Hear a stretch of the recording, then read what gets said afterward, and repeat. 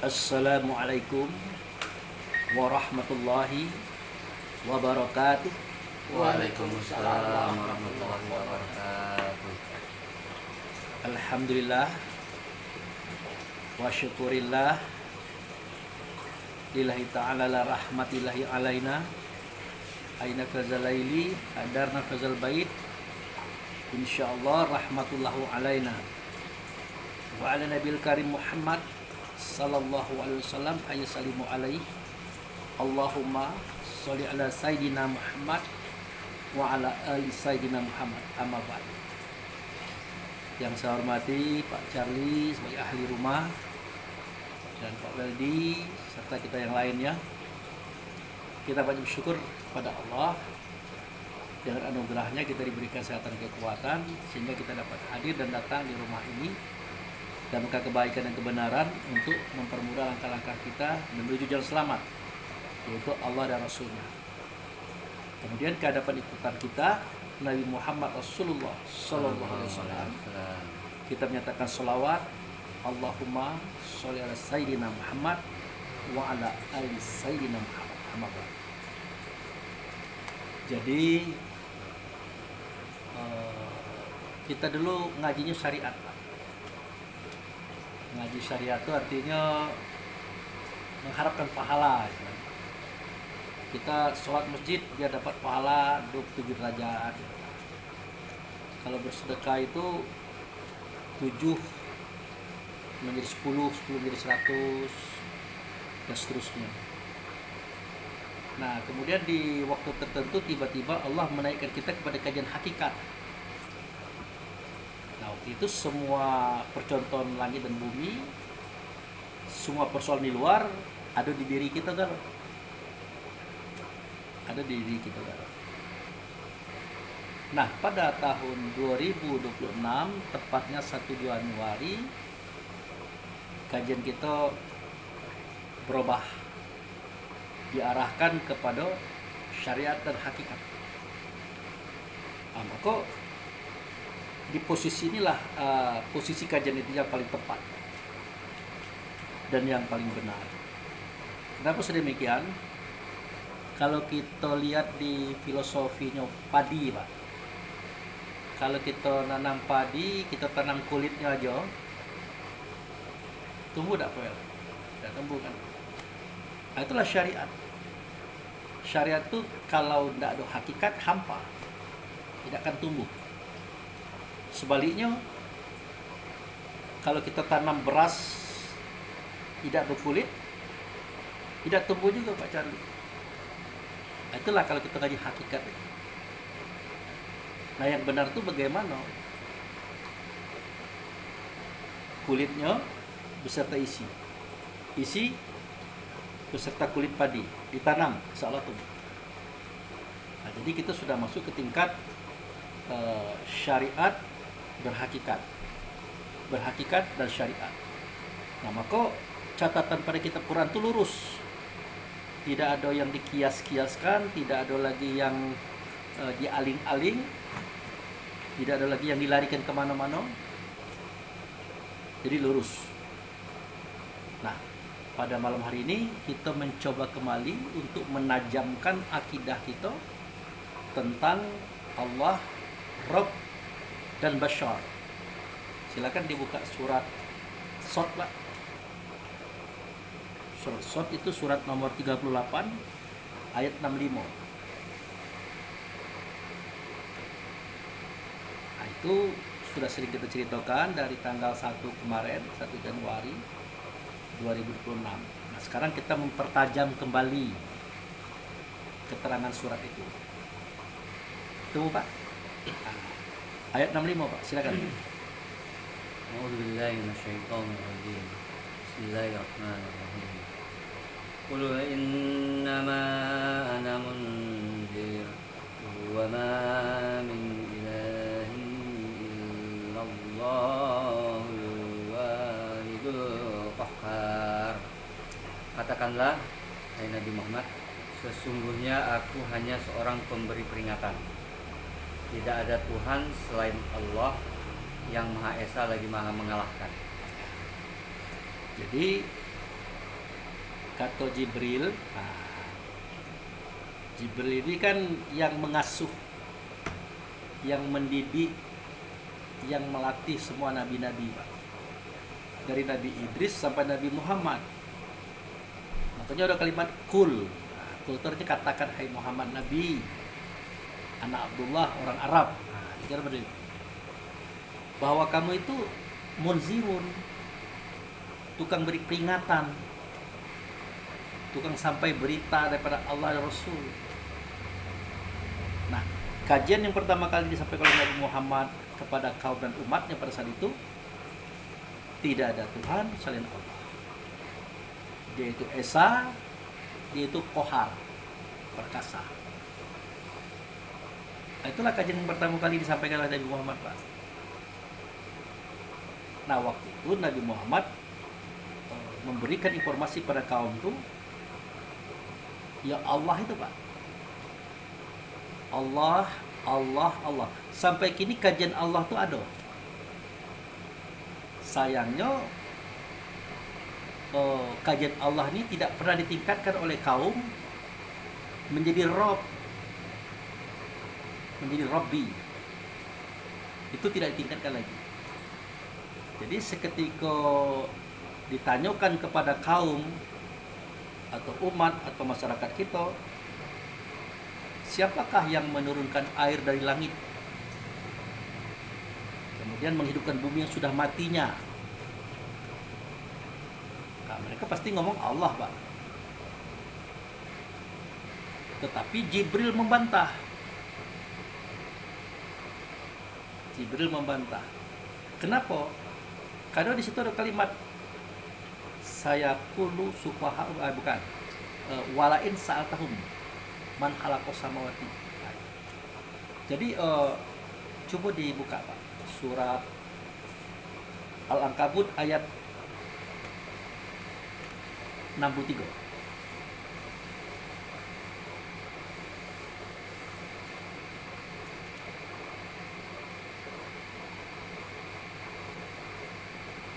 Situ ada keterangan tentang Allah itu sudah tidak Allah lagi. وَلَئِنْ سَأَلْتَهُمْ مَنْ نَزَّلَ مِنَ السَّمَاءِ مَاءً فَأَحْيَا بِهِ الْأَرْضَ مِنْ بَعْدِ مَوْتِهَا لَيَقُولُنَّ اللَّهُ قُلِ الْحَمْدُ لِلَّهِ بَلْ أَكْثَرُهُمْ لَا يَعْقِلُونَ. Jika engkau bertanya kepada mereka, siapakah yang menurunkan air dari langit, lalu dengan itu menghidupkan bumi setelah mati, pasti mereka akan menjawab Allah. Katakanlah, segala puji bagi Allah. Akan tetapi kebanyakan mereka tidak tahu. Alhamdulillah. Jadi pada surat Al-Ankabut ayat 63 itu Jibril ngomong lagi ke Muhammad, tanyakan kepada tokoh-tokoh Yahudi, tokoh-tokoh Nasrani, tokoh-tokoh agama itu, siapakah yang menurunkan air dari langit kemudian menghidupkan bumi setelah matinya? Nah, pasti mereka mengatakan Allah. Nah, jadi Jibril ini mengatakan pasti mereka mengatakan Allah. Kemudian seketika Muhammad menanyakan itu, betul, jawab mereka Allah. Berarti kajian tentang Allah ini tidak pernah berubah-ubah. Padahal Allah ini sudah berubah, tidak lagi Allah dia. Sudah menjadi Rob atau Robbu atau Robba atau Robbi gitu. Makanya dibantah oleh Jibril, Qulil hamdulillahi bal aksarahum la ya'qilun. Katakan, hai Muhammad Nabi bin Abdullah, orang Arab, sampaikan kepada mereka itu, yang menjadikan langit, yang menurunkan air dari langit, menghidupkan bumi setelah matinya, itu bukan Allah. Nah, seakan-akan Jibril mengatakan itu, melainkan alhamdulillahi bal aksarahum la ya'qilun. Bahkan alhamdulillahi, tapi kebanyakan mereka tidak menggunakan akalnya untuk berpikir. Nah, ini bantahan Jibril ini kan bermakna, Pak. Artinya Allah kita akui, tidak ada Tuhan selain Allah. Oke, tidak ada zat, tidak ada sifat, tidak ada nama, tidak ada perbuatan kecuali Allah. Oke, kita akui. Tapi Allah itu berjalan dia, Pak. Berjalan kepada penzohiran diri gitu. Supaya umat dan kaum ini bisa melihat beliau, bisa bertatapan, bisa mendekat, kalau perlu bisa megang-megang. Nah, bagaimana caranya? Allah harus bersatu dengan sifatnya, hamdu. Makanya namanya menjadi alhamdu. Jadi alif lam itu Allah, hamdu itu sifatnya, artinya puji. Nah, kalau sudah alhamdu, berarti dia tidak Allah lagi, melainkan Rabb. Nah, jadi kalau orang bertanya kepada kita siapakah pencipta langit dan bumi, tidak Allah lagi kalimatnya, Pak, tapi Rabb. Nah, makanya dikatakan oleh Jibril, kulil hamdulillahi, katakan hai Muhammad, alhamdulillah itu yang menjadikan yang menurunkan air dari langit sehingga menjadikan bumi itu hidup setelah mati. Nah, jelas kalimat itu. Jadi Jibril pun tidak mengatakan Allah lagi, tapi alhamdulillahi. Alhamdulillahi atau Ahmad, itulah yang disebut dengan Rabb. Rabb itu. Sewaktu pencipta langit dan bumi itu, status Allah itu sudah jadi Rabb, bukan Allah lagi. Gitu. Kemudian buka surat 25, surat Luqman ayat 25. Nah, itu ada bahasa yang sama daripada yang pertama tadi. Temu, Pak? Sungguh jika engkau Muhammad bertanya kepada mereka siapakah yang menciptakan langit dan bumi, pasti mereka akan menjawab Allah. Katakanlah segala puji bagi Allah. Tetapi kebanyakan mereka tidak mengetahui. Muhammad, tanyakan kepada kaummu, umatmu, dan kepada mereka tokoh-tokoh agama, baik Yahudi pun Nasrani. Tanyakan kepada mereka siapakah pencipta langit dan bumi. Ya pasti mereka mengatakan Allah. Jadi kajian Allah ini tidak berubah-ubah, Pak. Padahal kalau dia sudah menciptakan langit dan bumi, dia tidak Allah lagi. Tapi sudah menjadi alhamdu. Alif lam itu Allah, hamdu itu sifatnya, artinya puji. Atau Ahmad. Sama, alif itu Allah, hamdu itu sifatnya puji. Aksarum layak lamun, tapi kebanyakan mereka tidak tahu. Jadi kitab ini mengajarkan kepada kita untuk kita cerdas bahwa seketika dia Allah, dia belum menjadikan apa-apa. Nah, seketika dia bernama Rabb atau Alhamdu, baru dia menjadikan langit dan bumi beserta isinya. Kembali kita kepada surat Shad ayat 66.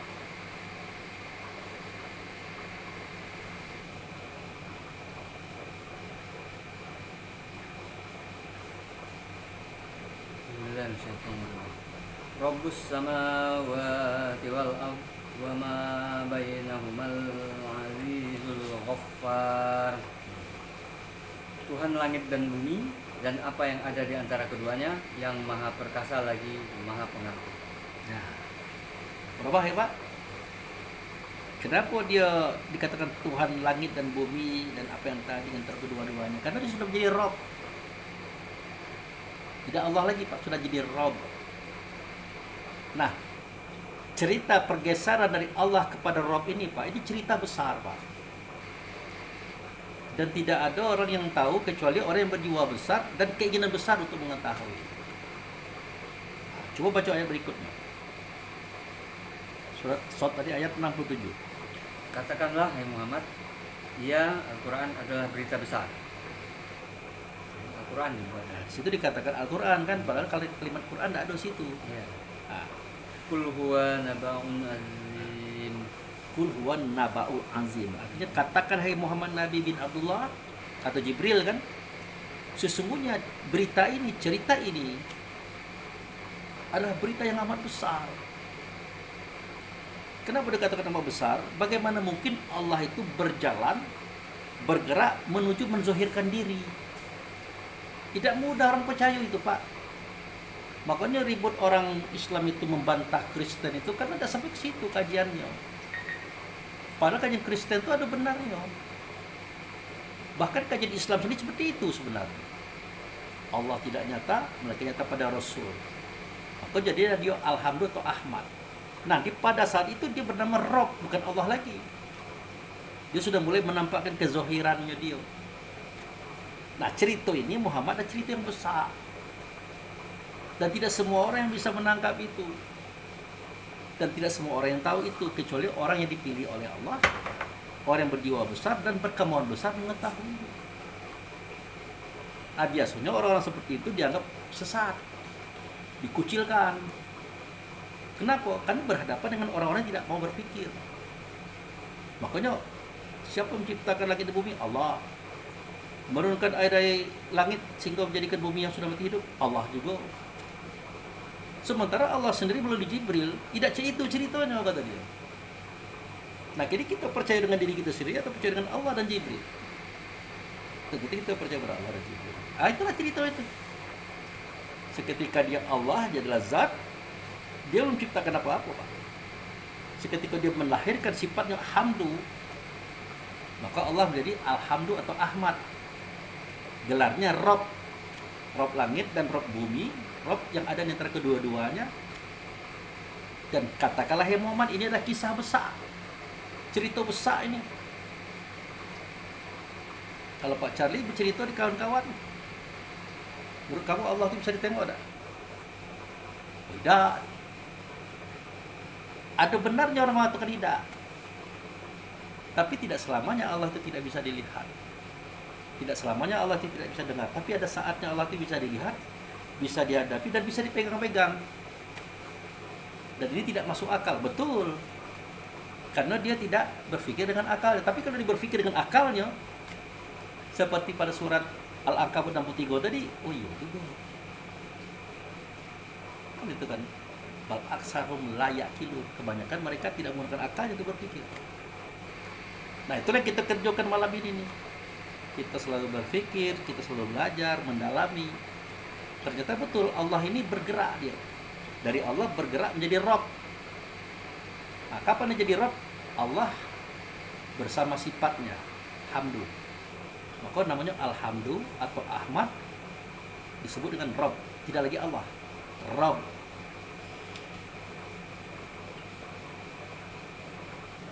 Terus ayat berikutnya 69.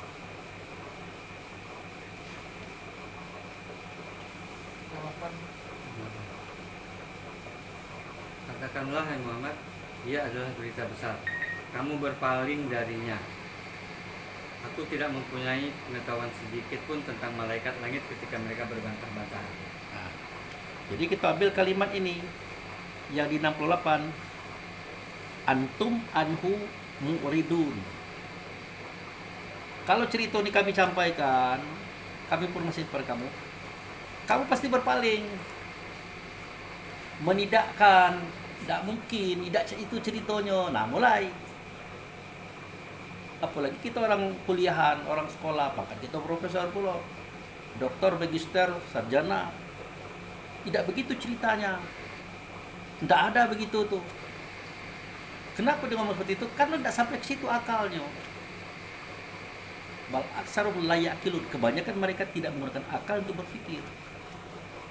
Ini sudah dilukiskan oleh Allah nih pada surat Shad ayat 68. Itu tentang perjalanan Allah menjadi Rabb tadi. Nah, itu tidak masuk akal menurut mereka, tapi ayatnya ada. Nah, kemudian ayat 71, Pak. Ketika Tuhanmu berfirman kepada malaikat, sesungguhnya aku akan menciptakan manusia dari tanah. Nah, di situ ada kalimat an-nasu atau insan. Ada? Nggak ada kan? Isqala rabbuka lil malaikati inni khaliqum basyarum min tin. Yang ada basyaro, Pak. Basyarum. Nah, basyaro itu artinya penglihatan. Tapi yang di ayat itu namanya bukan penglihatan, yang dapat dilihat. Maka indera kita tuh kalau secara kerohanian 3 Pak Charlie. Sam'a, balsaro, afidah. Maka ini kan walat takfu ma laisa laka bihi ilmu dina sam'a wal basyara wal afidah. Janganlah kamu memperkatakan kata yang kamu dari ilmu. Sesungguhnya pendengaranmu, penglihatanmu, perasaanmu akan ditanya Tuhan. Jadi indera kita itu dalam kajian tasawuf itu cuma 3. Pendengaran, sam'a, penglihatan, basyara, perasaan, fuad. Nah, jadi basyara itu artinya yang pacak dilihat. Nah, kembali kepada ayat tadi, iz qala rabbuka lil malaikati inni khalaqam basyara min tin. Ada kan, Pak? Pernah ada orang bertanya, kenapa Allah ini menjadikan basyara ini? Allah sudah menjelma menjadi Rabb. Nah, kini Rabb ini menjadikan basyara. Itu apa dia? Kalau Pak Wel kira-kira apa bayangan itu? Basyara itu artinya apa? Basyara itu sesuatu yang dapat dilihat, Yang dapat dilihat oleh mata kepala. Ya, dia ingin mewujudkan keberadaannya supaya bisa dilihat. Siapa itu, Pak? Roh. Rob ya. Tapi sebelum Rob siapa namanya, Pak? Allah. Itu yang benar itu. Dan ini sulit diterima orang cerita nih. Pada kita Qurannya ada gitu, nah. Allah dulu, kemudian dia menjelma pada sifatnya hamdu menjadi alhamdu. Pada waktu itu gelarnya Rob. Nah, setelah dia menjadi Rob, dia menciptakan pula basyara. Untuk apa? Berarti benar Allah ini ingin menyatakan dirinya dalam bentuk yang nyata, bentuk real, bentuk sesuatu yang bisa dilihat. Nah, kalau terlihat apa yang terjadi? Bisa dilihat, bisa dilihat, dan bisa dipegang-pegang, Pak. Ya. Ayat. Yang lebih mengerikan lagi ayat berikutnya, Pak. Ayat 72. Ya. Basyara Coba, Pak. Surat Shad ayat 72. Itu yang mengerikan lagi.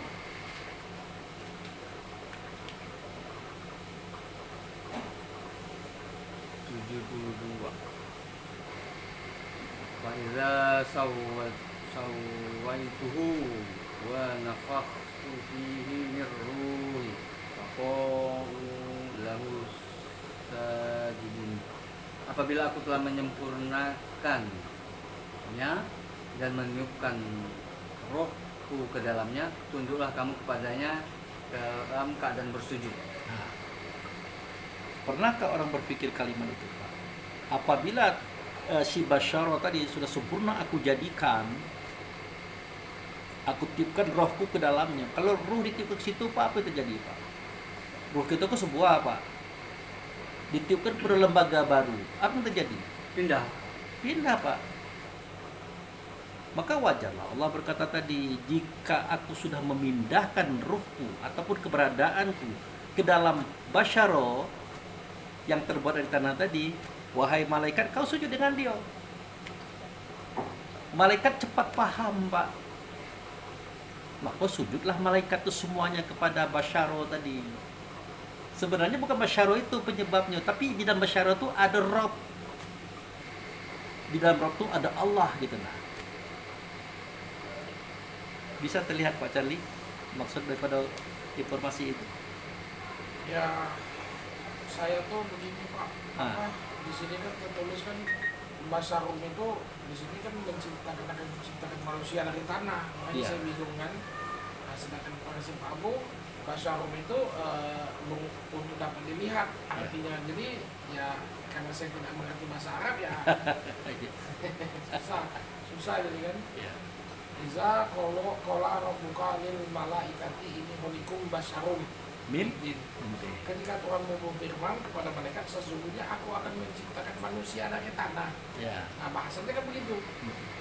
Ini khaliqum basyarum min. Sesungguhnya aku akan menciptakan manusia dari tanah. Tapi artinya kalau yang versi Pawu, sesungguhnya aku akan menunjukkan diriku gitu. Kenapa? Artinya akan memperlihatkan diriku, gitu kan? Ini khaliqum, sesungguhnya aku akan memperlihatkan. Nah, ini kan di sini aku menciptakan manusia dari tanah itu yang Iya. saya bingung.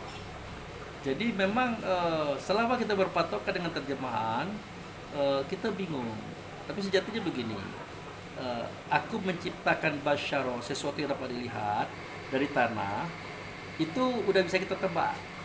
Yang dia maksud itu adalah Adam Ya. atau manusia.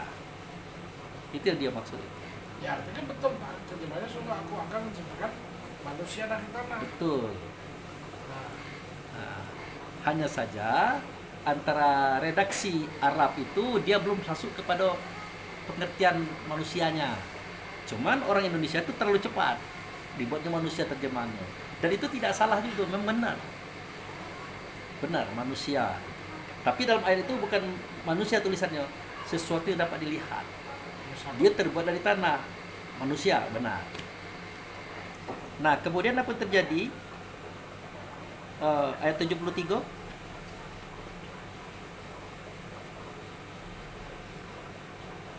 Lalu para malaikat itu bersujud semuanya bersama-sama. Nah, kenapa dia sujud Pak Pak Wel kepada Basyaro atau manusia atau Adam tadi? Kenapa mereka mau bersujud Pak? Satu kan perintah Pak di ayat sebelumnya, karena Ya. diperintahkan tunduk padanya dalam keadaan bersujud. Ya, Yang kedua karena malaikat tahu tahu kalau kalau di dalam Basyaro tadi Basyaro tadi atau manusia tadi Ah. sudah ada Allah kan Pak? Ya. Tapi bukan Allah namanya, Rob Ya. atau Alhamdulillah. Itu. Jadi itulah alasannya kenapa malaikat sujud. Kalau kita polis lagi, dia tuh sujud bukan dengan basyaro tuh sebenarnya, bukan dengan tanah tadi, bukan dengan manusia, tapi karena ada di dalamnya Allah dan hamdu atau alhamdu atau rob, itulah alasannya. Sama dengan kita Pak, kalau dulu kan siapa yang cium-cium kulit kambing Pak, ya kan? Nah setelah kulit kambing tadi dibersihkan, dirapikan, dijadikan kulit kitab Quran, wah itu dicium-cium orang tua kita dulu Pak, dicium-cium, dijunjung-junjung kan Pak. Pertanyaannya apakah benar waktu mencium kulit kambing? Tidak, ngapain cium kulit kambing Pak? Ngapain junjung-junjung kulit kambing? Tapi di situ ada Quran, ada kitab Quran, itulah alasannya. Sangat mudah pemahamannya dan pemisalannya. Nah, kemudian pada ayat yang 74 Pak. Kecuali iblis, Nah, dia menyombongkan diri dan termasuk golongan kafir. nah ila iblis istakbaro wa kana minal kafirin. Nah, jadi dia tidak mau sujud Pak. Iblis tidak mau sujud karena dia merasa besar. Berasa semua malaikat itu gurunya tuh beliau. Kenapa dia beliau? Karena dia banyak pengalaman Pak. Kalau malaikat itu kan monoton Pak. Dia tidak ada nafsu, kerjanya cuma beribadah. Kalau iblis kok beribadah ada, unsur-unsur lainnya ada. Jadi dia lebih banyak pengalaman. Makanya dia jadi guru. Walaupun dia punya hawa nafsu, tapi dia dekat dengan Allah tuh sangat dekat, bahkan lebih dekat dari malaikat. Makanya malaikat berguru kayak dia. Nah dia merasa besar. Kemudian dikatakan lagi di situ minal kafirin, dia dari kalangan orang yang mengingkari Pak. Artinya dia tahu cerita itu. Bahkan besar kemungkinan tadinya dia mengiyakan, ikut sujud. Pas layonian, tidak mau. Itulah sebut dengan kafir tadi. Nah, itu. Kemudian ayat berikutnya 76.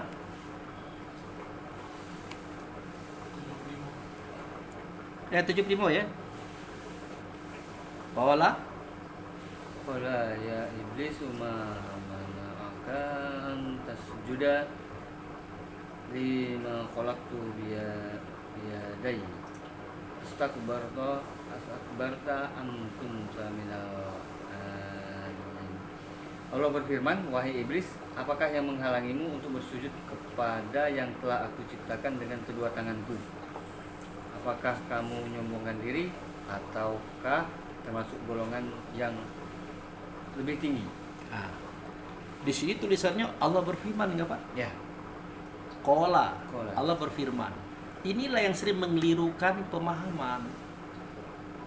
Lah tahu malaikat itu lebih sujud kepada Adam itu. Ada sebabnya, Pak. Apa sebabnya, Pak? Allah sudah di dalam Adam. Allah sudah serta Adam bersama Adam. Makanya malaikat sujud. Ya. Waktu malaikat sujud, ada yang tidak sujud. Lalu siapa yang bertanya itu? Ngapa kau tidak sujud? Nah, siapa yang ngomong itu? Siapa, Pak? Oh, di situ Allah kan? Adam. Tapi dalam faktanya nanti siapa yang ngomong itu? Adam, Pak. Nah, di Adam itulah suara Allah, kata Allah. Pernyataan Allah, termasuk pertanyaan Allah. Itu sudah Adam itu, Pak, yang ngomong itu. Wahai iblis, kenapa kamu tidak mau bersujud kepada dia yang aku buat dengan tanganku sendiri?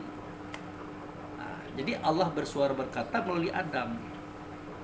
Berarti benar memang si Basyaro tadi yang dari tanah tadi Allah ciptakan dengan tangannya sendiri. Biyadai itu artinya dengan tangannya sendiri. Dicarinya tanahnya, dibentuknya. Nah, yang termasuk hal yang perlu kita ketahui, bentuk Adam itu bentuk siapa itu? Dari mana pola diambil oleh Allah itu? Kan kalau dia mencipta sesuatu kan ada contoh, Pak. Ada contoh kan, Pak? Dari dia sendiri, Pak. Dari mana, Pak? Dari Bentuk Allah sendiri. itu. Karena ada keterangan. Huwallazi khalaqa Adam kasuratihi. Dia menciptakan Adam itu dalam bentuk dirinya sendiri. Jadi kalau kita nak nengok bentuk Allah, ya tidak usah jauh-jauh, Pak. Bentuk Allah itulah seperti yang terbaik ciptaan. Ternyata Adam itulah kan gitu kan. Nah, itu. Apa benar, Pak Abu, yang terbaik? Nah, ini pengalaman kemarin, Pak. Ali cerita gitu. Saya kan mimpi doa di rumah Roni Bumbu. Nggak tahu, Pak. Dia pindah di Simpang Kandis agak ke arah Nakau. Di situ ada tantenya. Tantenya ini dulu cantik, Pak. Jadi beliau menikah dengan orang 15 tahun tua dari dia. Nah, waktu itu dia diganggu orang, Pak. Kejadiannya adalah riang-riang pingsan. Riang-riang pingsan. Datanglah orang lain mengobatinya, Pak. Mengobatinya. Nah, cara mengobatinya cak mana? Dikasih kodam ibu ini. Dikasih kodam, Pak, penjago, Pak. Penjagonya itu jin. Kadang-kadang jin ini karena nyolitanya menyatulah dengan ibu itu. Maka nampaklah ibu itu seperti yang mengerikan. Bagi siapa? Bagi cucu-cucunya, bagi kakaknya, bagi anaknya. Maka ibu ini agak ditakuti oleh keluarga sendiri. Nah, sementara ibu ini semenjak ada yang itu tuh tidak terganggu lagi, aman.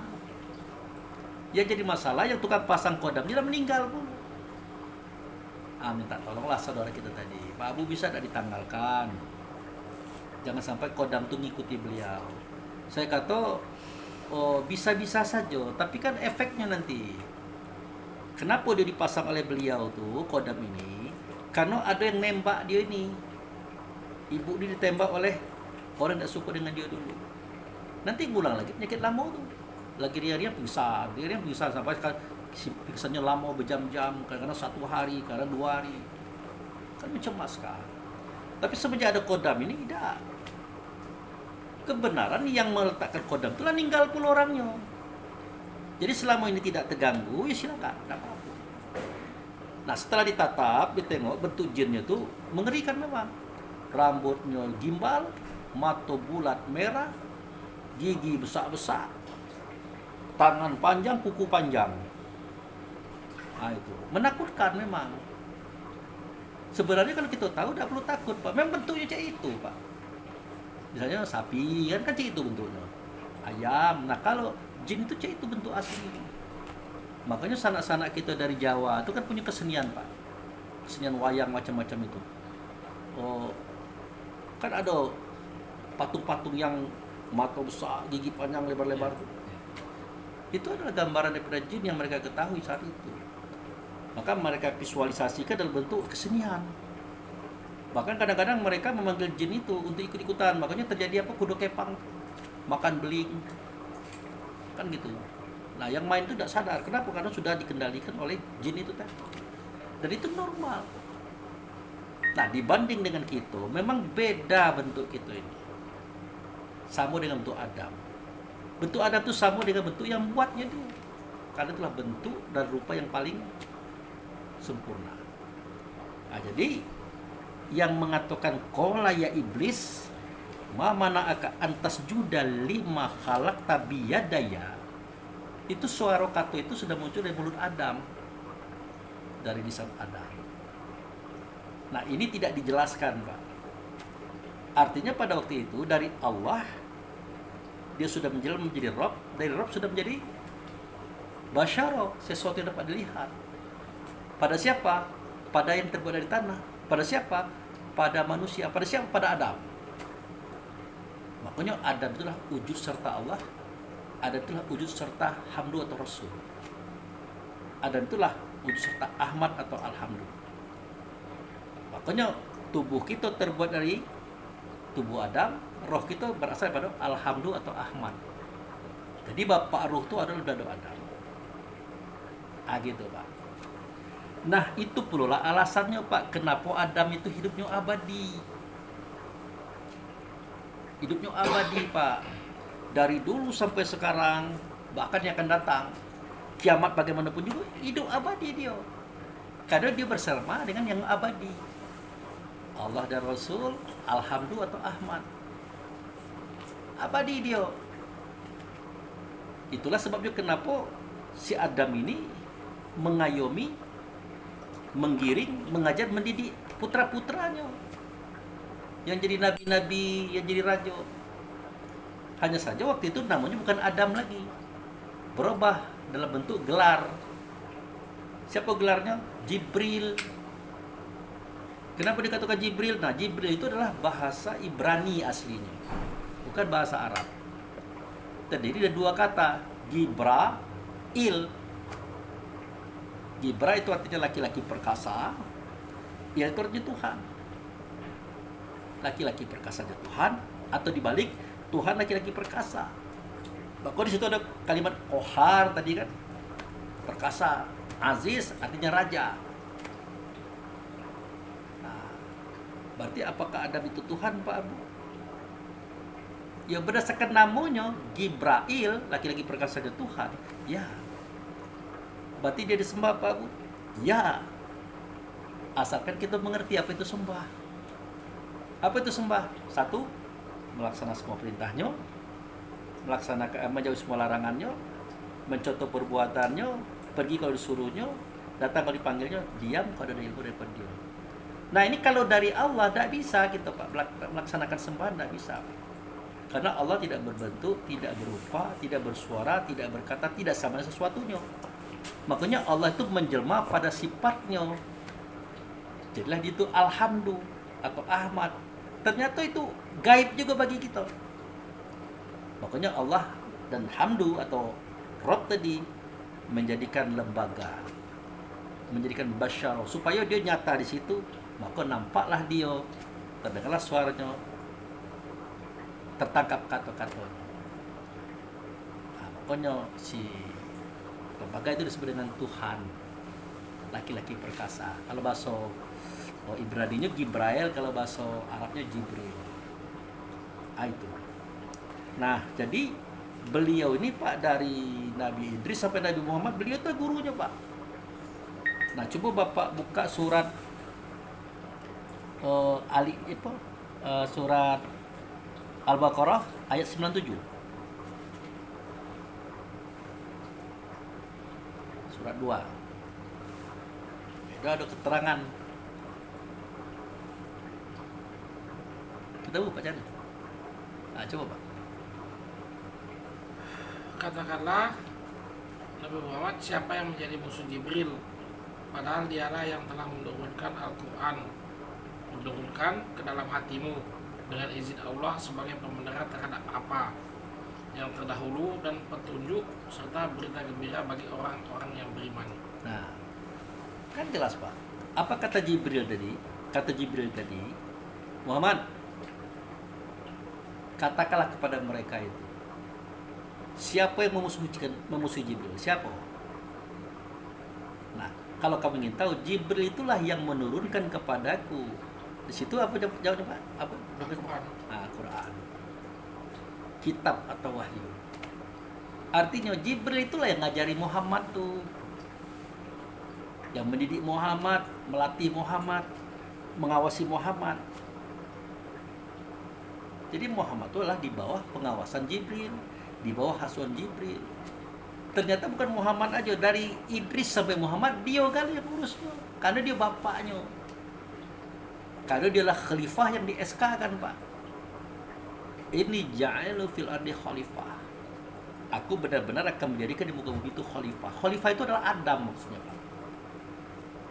Nah, karena Adam ini tinggi, raja di raja, maka dia memposisikan anak-anaknya itu jadi raja-raja kecil, jadi nabi, jadi rasul. Tapi tugas Adam adalah membimbing, mengayomi, mengajar, dan mengarahkan anak-anaknya itu, termasuk menyampaikan informasi. Makanya kata Jibril sendiri, Muhammad, kasih tahu dengan mereka itu. Siapa yang menjadi musuh Jibril? Nah itu. Adakah kamu tidak tahu bahwa yang memasukkan informasi dalam dadaku ini, ya beliau. Nah, itu menunjukkan bahwa si Jibril itu memang mengajar, mendidik anak-anaknya gitu. Nah, gitu Pak. Nah, kembali kepada surat Shad tadi. Ayat 76.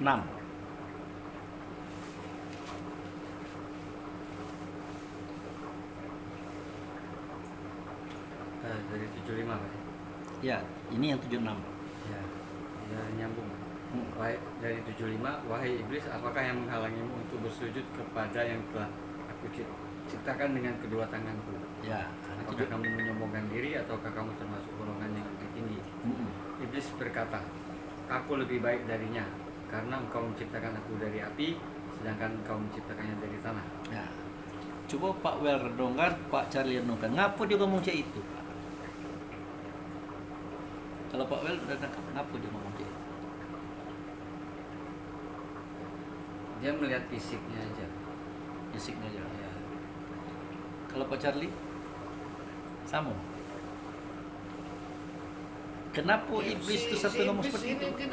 tidak tahu apa lembaga di dalam Adam itu ada siapa Pak.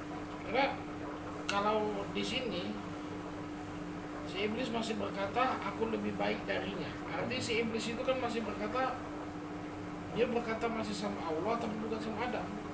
Kalau ada versi di sini Pak, aku lebih baik darinya karena engkau menciptakanku dari api dan engkau menciptakannya dari tanah. Kalau versi yang bahasa terjemahan Pak ya, jadi kola ana khairum minhu kolak tani min nari wa kolak tahu min tin. Aku lebih baik darinya. Jadi seolah-olah di sini yang saya tangkap, si iblis ini masih ngomong sama Allah. Iya, iya. Si iblis masih ngomong sama Allah, aku diciptakan dari api sedangkan dia dari tanah. Kalau versi yang di sini Pak ya, versi yang terjemah ini. Jadi saya tidak melihat Allah ada di dalam Adam kalau di ayat 76 ini, karena si iblis masih berkata seperti itu. Ya. Nah, analoginya misalnya gini Pak. Ada Pak Charlie ini mencintai cewek cantik. Pak Charlie ini seorang kaya raya, pejabat, ganteng, dan punya fasilitas yang cukup. Nah, cewek cantik ini justru bukan milih Pak Charlie gitu nah. Dia milih Pak Abu. Pak Abu ini udah tidak ganteng. Bukan pejabat, bukan orang kaya, banyak susahnya. Akhirnya Pak Charlie ngomong, lah ngapa kau milih Pak Abu? Aku ini lebih bagus daripada Pak Abu. Kenapa udah aku? Nah, kira-kira gimana analoginya tadi? Apa kehendak iblis dengan kalimat itu tadi? Aku nih lebih baik daripada dia loh tuh. Apa kehendak itu Pak? Dia ngecek kayak Allah itu. Aku ini lebih bagus pada Adam itu. Nah, analoginya tadi Pak. Iya, saya melihat tuh seolah-olah iblis itu tidak mengetahui bahwa Allah dari dalam roh Allah sudah berpindah ke Adam. Seolah-olah di sini tidak, ini si iblis tidak tahu. Itu yang makanya yang menjadikan kebingungan saya, Pak. Ya. Yang menjadikan lima raja itu masih Makanya. nyangkut gitu kan. Karena sampai si iblis bisa berkata gitu, engkau menciptakanku dari api sedangkan engkau menciptakan dia dari tanah. Jadi seolah-olah si iblis ini berkata masih dengan Allah, bukan sama Adam. Ya. Kalau saya lihat dari kalimat ini, jadi seolah-olah masih ada versi lain karena berdasarkan terjemahan. Betul. Nah, itulah pengertian terjemahan kadang-kadang berbeda dengan persi makna kan. Kalau persi makna si Allah itu sudah di dalam tubuh. Makanya si malaikat sujud. Sebelum itu tidak ada izin dari Allah itu untuk sujud kepada tanah tadi. Tapi ketika aku nanti sudah ada padanya, maka sujudlah. Makanya kita mengatakan itu sudah versi Allah dan Adam. Nah, kenapa iblis mengatakan anna khairu minhu? Aku lebih baik daripada dia. Aku kau jadikan dari api, sedangkan dia dari tanah. Maksud iblis itu, ngapu dak ngan aku baik munculnya itu. Nah, aku kan lebih bagus dari api aku nih. Kalau kau ingin nyata di hadapan semua makhlukmu, ya nyatalah melalui aku. Karena aku ini lebih baik daripada dia itu. Nah, itu kena itu, Pak. Nah, di kawan ini nak jadi raja pula, nak jadi Tuhan pula dia tuh. Itu maksudnya tuh, Pak. Aku tua daripada Adam tuh. Pengalamanku lah banyak. Malaikat dia anak buahku. Nah, aku tercipta dari api pula.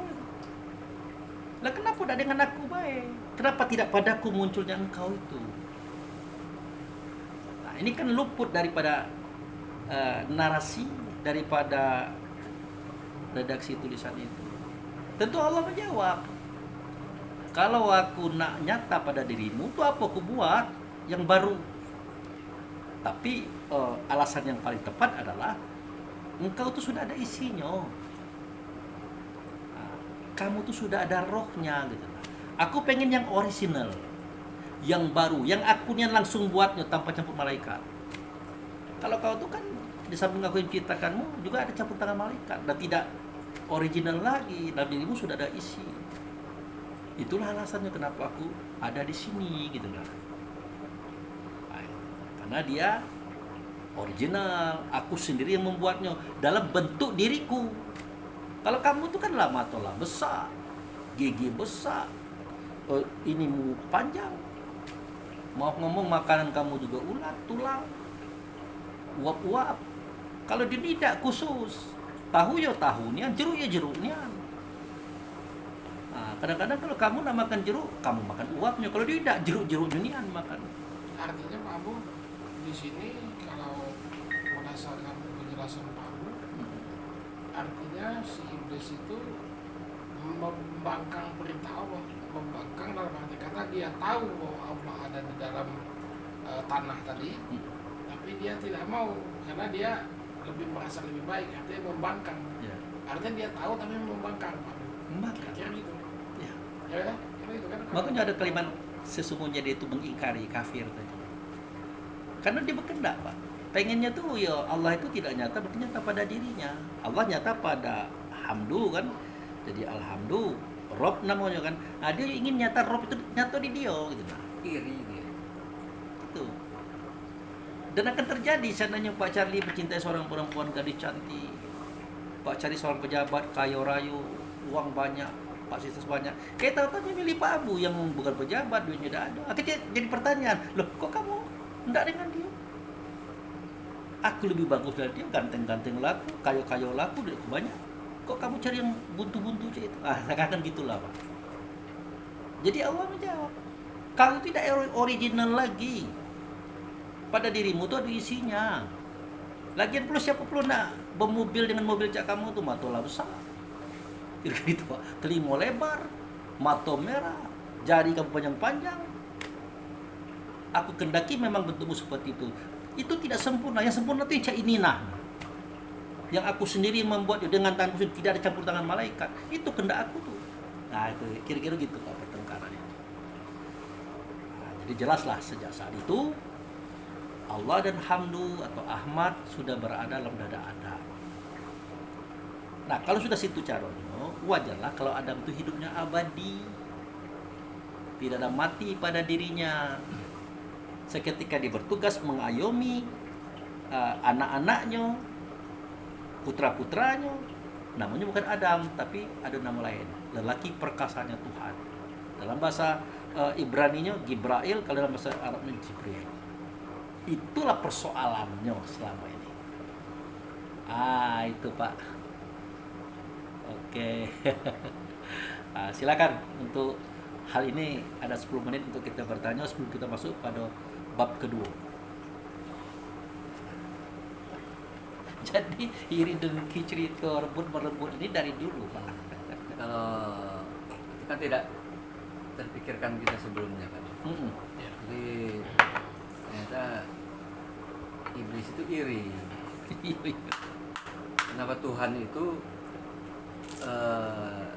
turunnya ke Situ yang dari tanah? Kenapa tidak ke dia? Sini, iya. Dia merasa lebih bagus tak di api, kenapa di tanah? Iri sebenarnya. Iri. Maka dikatakan sifat iri dengkinya itu. Itu yang keluar dari lisannya tuh Pak Charlie. Pengen seperti itu.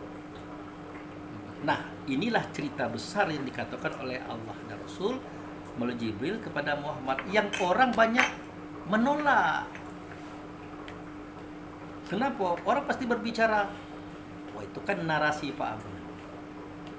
Pembicaraan yang Pak Abu keluarkan itu kan berdasarkan pemikiran Pak Abu. Sejatinya hidup ini harus pakai narasi Pak. Kenapa seperti itu? Nabi Muhammad tuh Pak Wel tahu tak? Waktu nerima wahyu itu cak mano? Cak mano Pak Charlie? Apakah dalam bahasa Arab? Apakah dalam bentuk aku? Pernah dengar tak? Nah, maksudnya tuh ya ada yang dalam bentuk memerincing, ada dalam bentuk lonceng. Di selekup apa deh apa tuh? Di selekup pakai kain gitu Itu Pak. waktu transfer. Nah, dia tuh ada 4 Pak. Ada waktu dia informasi yang sampai oleh Jibril itu. Contoh kan, Qulil hamdulillahi bal aksarahum la yaqilun. Ada tadi kan Pak? Katakanlah Muhammad Nabi bin Abdullah, sesungguhnya yang menciptakan langit dan bumi itu adalah alhamdulillah. Kan bahasa manusia Pak ya? Bahasa Arab. Pertanyaannya, apakah memang begitu Jibril ngomong kayak Muhammad? Tidak Pak. Makanya kata Nabi Muhammad, sewaktu Ali bertanya, ya Rasulullah, bagaimana sih wahyu itu kau terima? Dijawab oleh Nabi Muhammad, pertama ada yang seperti bunyi gaung, tung, ada seperti bunyi lebah, ngoeng ngoeng ngoeng, ada seperti bunyi gericik kecil kecil kecil, ada yang tidak bersuara, namanya wahyu khafiyah. Coba bayangkan cak mana kira-kira Pak Charlie. Katakanlah Pak Abu ni Nabi Muhammad. Saya ini nak nyampai risalah Allah nih melalui Jibril. Pak Wel, Pak Charlie, ngoeng ngoeng ngoeng ngoeng. Apa kata Pak Charlie dan Pak Wel kira-kira? Pak Abu tuh ngomong apa? Pasti kan Pak? Pak Charlie, Pak Wel, gong gong. Paham Pak cerita Pak Wel? Ya Pak Abu tuh ngomong apa gitu. Harus minum obat dulu. Minum obat. Ada lagi Pak Wel, Pak Charlie. Diam aja. Pak Abu itu ngapo? Weh, aku ini menyampaikan wahyu daripada Allah dan Rasul ini via Jibril. Ya masa gong gitu Pak? Kerincing kerincing kerincing. Atau ngwel ngwel ngwel. Bapak diam aja, udah ngerti kami. Nah, maka inilah asalnya narasi. Narasi itu kisah yang diceritakan berdasarkan pengalaman rohani. Jadi Nabi dan Rasul semuanya itu bernarasi Pak. Menceritakan sesuatu yang terasa dalam dirinya, dalam rasanya. Aceh itu juga Pak Abu itu. Mana ayatnya Pak Abu, mana dalilnya itu? Ya dah ada lah. Tapi dasarnya ini loh. Gitu Pak. Pak Abu mengatakan Allah itu sudah nyata pada Adam, sehingga Itulah sebabnya kenapa malaikat sujud. Kok Pak Abu berani mengatakan Allah ada di Adam? Lah itulah dasarnya gitu. Selanjutnya narasi gitu. Pertanyaannya, apakah akal Anda menerima apa yang saya katakan? Kan gitu lagi bahasanya Pak. Wah kalau gitu ya masuk akal. Itulah sebabnya kenapa malaikat sujud kepada Adam. Nah Pak Abu mengatakan pula, sampai iblis mengatakan, ana khairu minhu, aku lebih bagus dari dia. Pun kata Pak Abu, tahu tak apa maksudnya? Kendaknya iblis itu, Allah itu nyata pada dirinya iblis. Ya Allah tidak maulah. Sudah dalam iblis itu ada isinya. Mana dia diciptakan baring-baring. Apalagi bentuk dan rupanya, mata bulat cak kelereng, merah galau, telinga lebar, gigi besar-besar, tangan panjang. Aku pengen yang original buatan aku sendiri, yang terbaik. Seperti apa? Seperti diriku. Nah, semua itu narasi galau Pak. Makanya kadang-kadang seketika saudara kita mengatakan, wah Pak Abu itu susah. Kenapa? Kalau di ceramah itu banyak menggunakan akal. Orang itu menggunakan wahyu. Itu saya anggap mereka itu tak mikir dulu. Dia tak tahu wahyu itu cak mano gitu nah. Masuk, assalamualaikum warahmatullahi wabarakatuh. Kerinjing. Gong. Itu saya diam. Kalau nak wahyu dia itu. Apa kata jamaah? Lagi loh, Pak Abu ini. Biasanya kalau ceramah ngomong panjang lebar dia. Sekarang aja itu baik kawan. Itu tutup. Waalaikumsalam warahmatullahi wabarakatuh. Kena ini. Itu. Kalau nak wahyunya aja itu. Tapi dengan akal tadi, wahyu yang dinarasikan oleh Nabi Muhammad tertulis pada kitab Quran, kita jadikan dasar. Nah dasar ini kita tumbuh kembangkan, kita tambah dengan apa? Dengan pemikiran kita supaya orang nangkep maksudnya. Dan itu umum sifatnya tuh. Bahkan lebih parah lagi tafsir Pak. Tafsir itu antara ya dan tidak itu Pak. Antara ya dan tidak itu lebih parah lagi itu. Itu diterima orang. Bapak pegang buku tafsir apa? Al-Jalalain atau tafsir apa? Lagi berlaku tafsir. Kenapa narasi orang susah menangkap? Nah itu.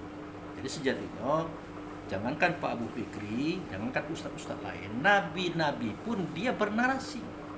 Dia menciptakan cerita berdasar pengalaman kerohanian yang ditangkap Ibnu Jibril. Yang bunyi macam mana? Bunyi lonceng, bunyi gaung, bunyi lebah, bahkan tidak ada suara. Nah itu. Oke.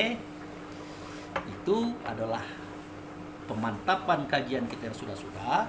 Jadi Allah itu mencoba mendekati makhluknya, hambanya, kaumnya, umatnya, manusia ini dengan cara menyatukan dirinya dengan hamdu. Maka Allah tidak lagi Allah tapi alhamdu. Pada saat itu namanya Rabb. Nah, Allah gaib, Rabb gaib.